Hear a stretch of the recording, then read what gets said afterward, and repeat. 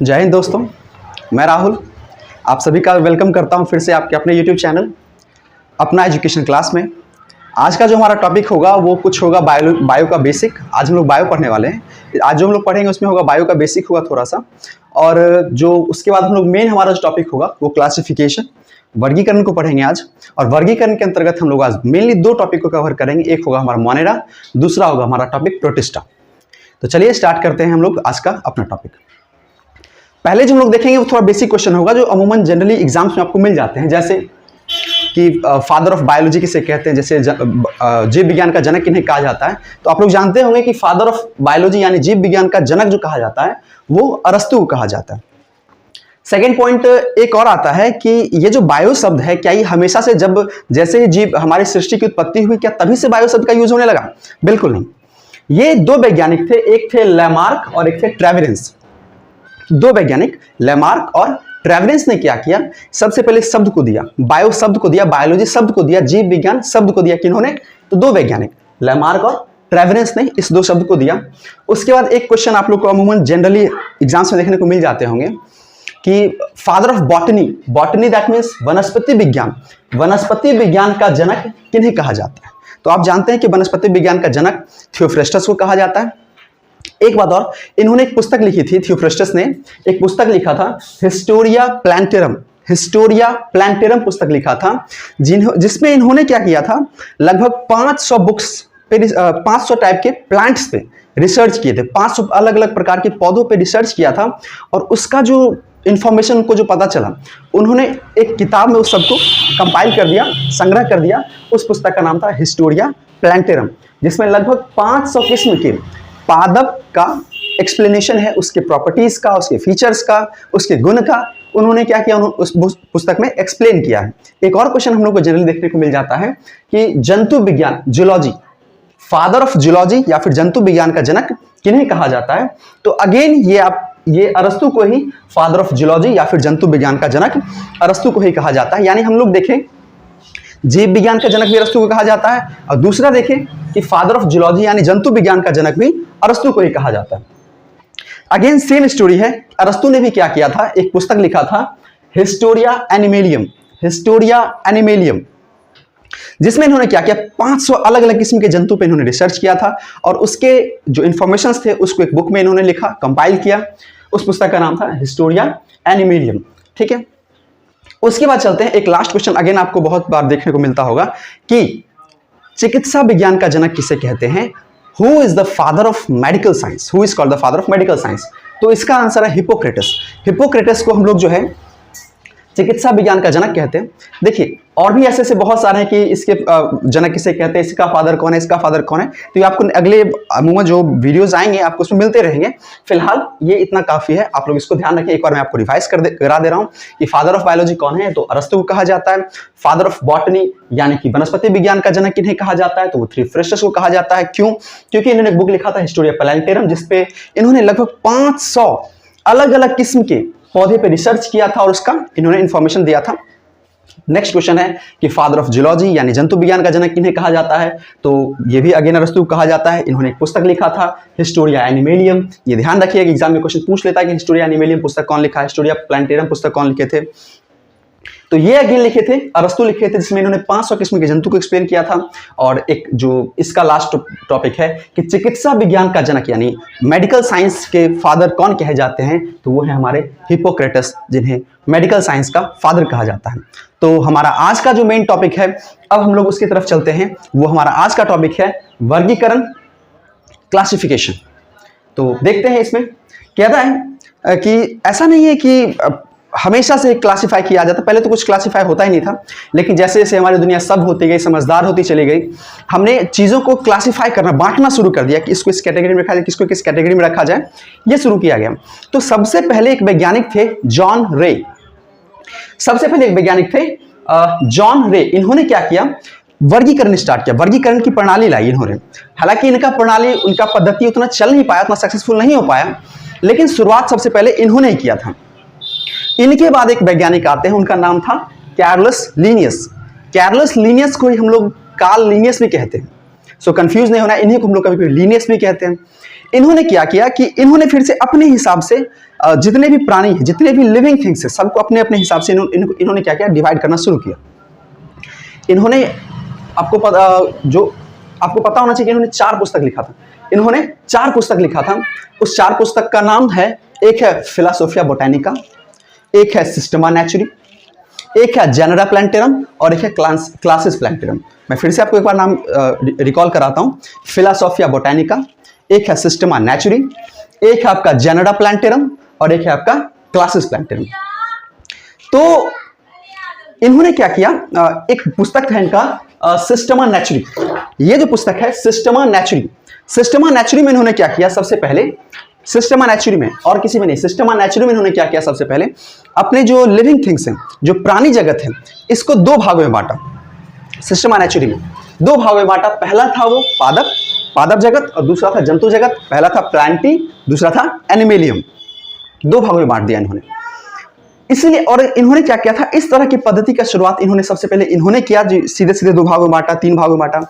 तो इसलिए इन्हें क्या कहा जाता है, आधुनिक वर्गीकरण का जनक भी हम लोग कैरलस लिनियस को ही कहते हैं।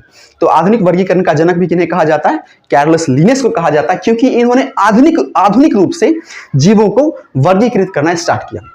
हालांकि इसके बाद और भी बहुत सारे वैज्ञानिक आए जिन्होंने 3 भागों में बांटा, 4 भागों में बांटा, 5 भागों में बांटा, 6, 7, ऐसे बहुत सारे कैटेगरीज में डिवाइड किए।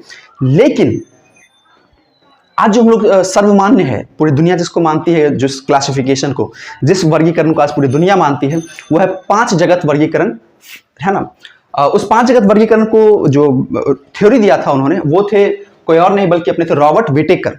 तो रॉबर्ट विटेकर एक ऐसे साइंटिस्ट थे जिन्होंने 5 जगत वर्गीकरण दिया, और उन्होंने क्या किया, उस 5 जगत का नाम इस प्रकार रखा। सबसे पहला जगत में रखा मोनेरा को, दूसरे में रखा प्रोटिस्टा को, तीसरे में रखा कवक को, चौथे में रखा पादप को, और 5वें में रखा था जंतु को।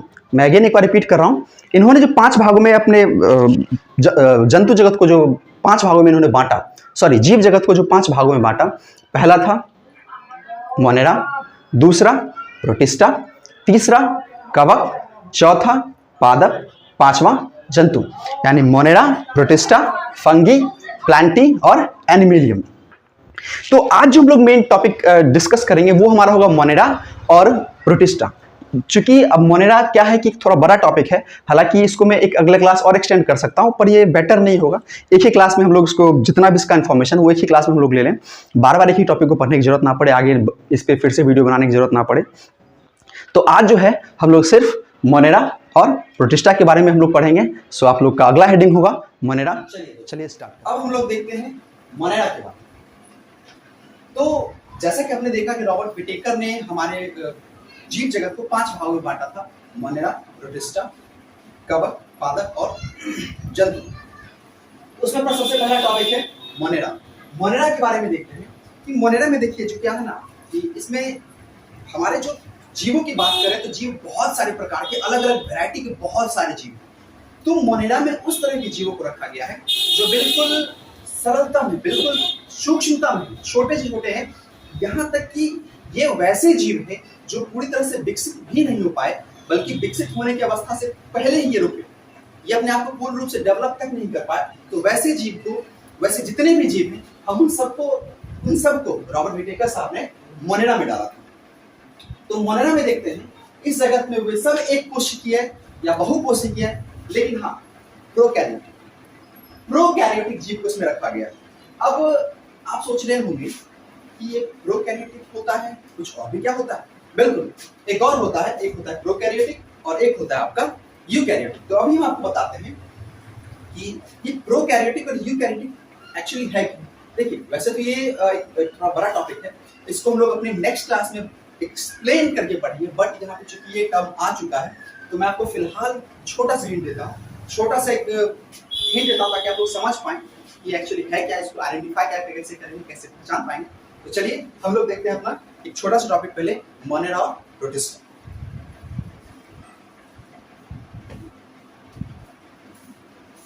देखिए, प्रोकैरियोटिक किसे कहते हैं, इसे समझते हैं।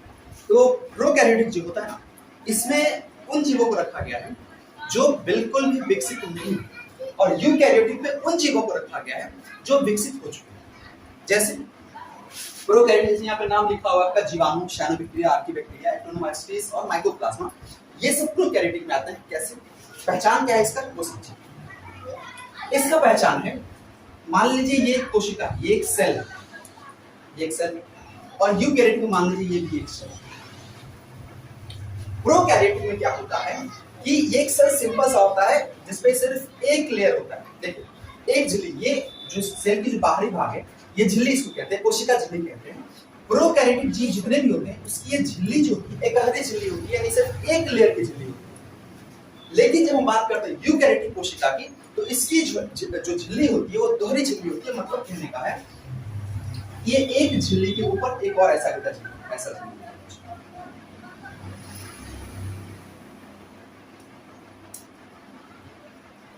यानी यूकैरियोटिक में हम देख रहे हैं कि ये इसकी कोशिका पे दोहरी झिल्ली होती है, और प्रोकैरियोटिक में देख रहे हैं इसकी कोशिका पे मात्र एकहरी झिल्ली होती है। कोशिका झिल्ली की बात कर रहे हैं। अब जब हम और बात करते हैं इसके अंदर की, ये तो गया हमारा झिल्ली। अब इसके अंदर की बात करते हैं, जब हम चलते हैं यहाँ, ये इसके अंदर भरा होता है कोशिका द्रव्य, इसमें भी कोशिका द्रव्य भरा हुआ है और इसमें भी कोशिका द्रव्य पूरा।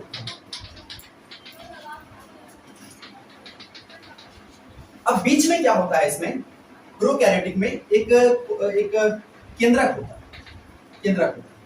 ये रहा केंद्रक प्रोकैरियोटिक का। यूकैरियोटिक में बात करें तो केंद्रक बिल्कुल ऐसा हो।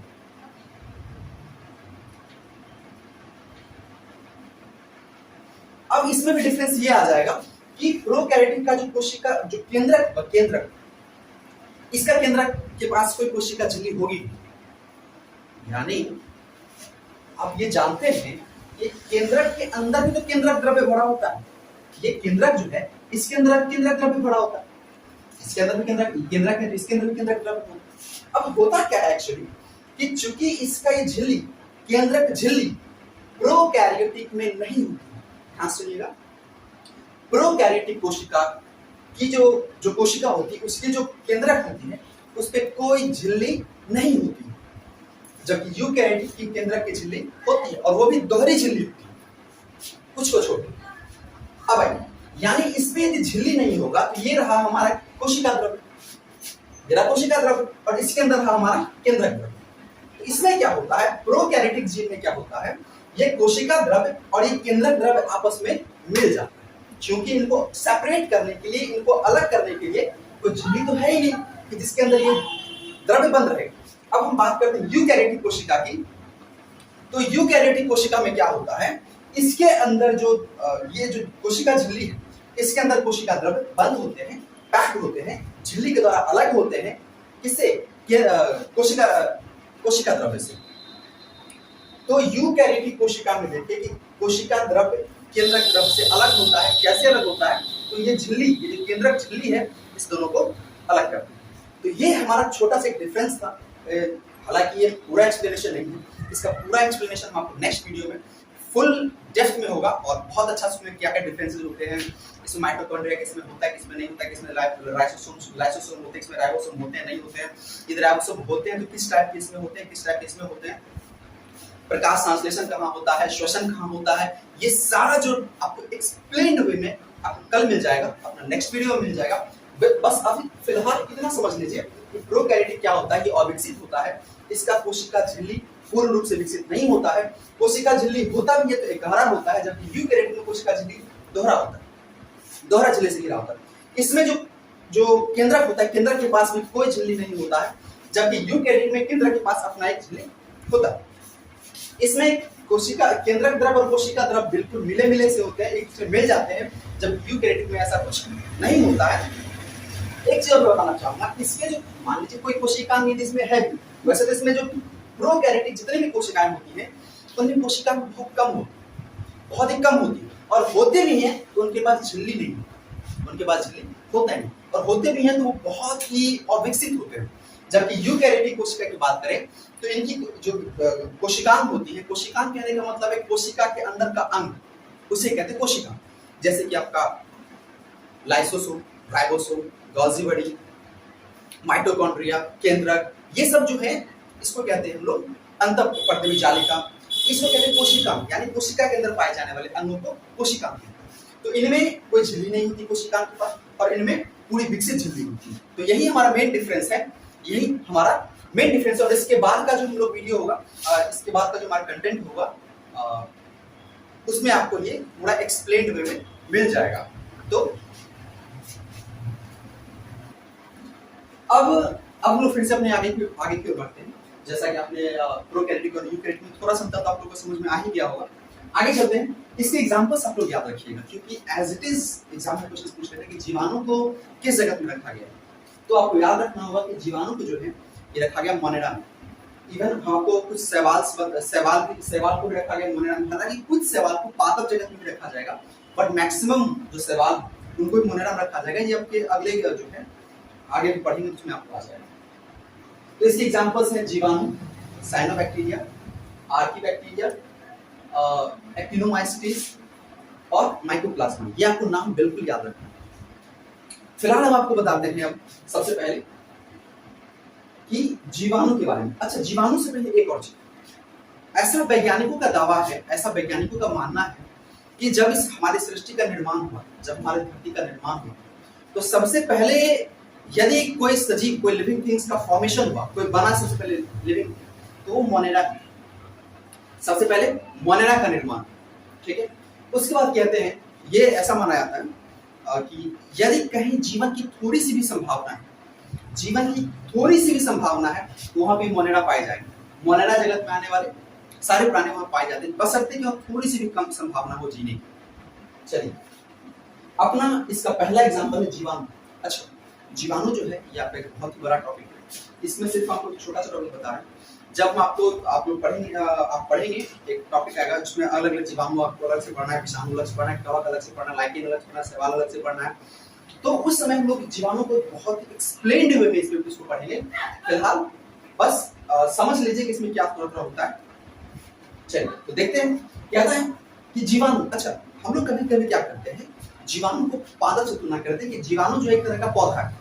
ऐसा बिल्कुल भी नहीं है, क्योंकि साइंटिस्ट लोगों ने जब इलेक्ट्रॉन माइक्रोस्कोप से जीवाणु को देखना शुरू किया, तो पता क्या चलता है, ये पादप बिल्कुल भी नहीं है, क्योंकि इनकी जो कोशिका वृत्ति होती है, जो जीवाणुओं की जो कोशिका वृत्ति होती है, वो पादप की कोशिका वृत्ति से बिल्कुल ही अलग होती है। इन दोनों का रासायनिक संगठन बिल्कुल ही अलग होता है। इसका रासायनिक बनावट कुछ अलग है, इसका बनावट कुछ अलग है।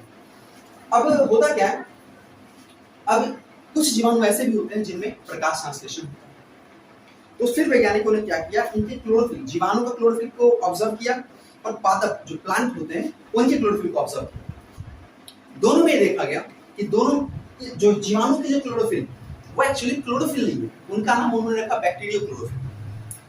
नाम रखने से क्या होता है, नाम रखने से कुछ नहीं होता है, बट इस दोनों में डिफरेंस बहुत ज्यादा है। बैक्टीरियो क्लोरोफिल और जो पादप में पाए जाते हैं क्लोरोफिल, वो एक दूसरे से बिल्कुल ही डिफरेंट थे, बिल्कुल ही अलग थे, इनमें कोई समानता ही नहीं थी। इससे साइंटिस्ट लोगों ने निष्कर्ष निकाला कि जो जीवाणु है ये कोई पादप नहीं है, ये अपने आप में अलग जीव है। उसके बाद जो चलते हैं हम लोग का एक एग्जांपल माइकोप्लाज्मा। तो माइकोप्लाज्मा जो है ये हम लोग जो जनरली सोचते हैं कि ये हमारे धरती का, हमारे यूनिवर्स का, हमारे ब्रह्मांड का सबसे छोटा जीव है। जी नहीं, ऐसा बिल्कुल नहीं।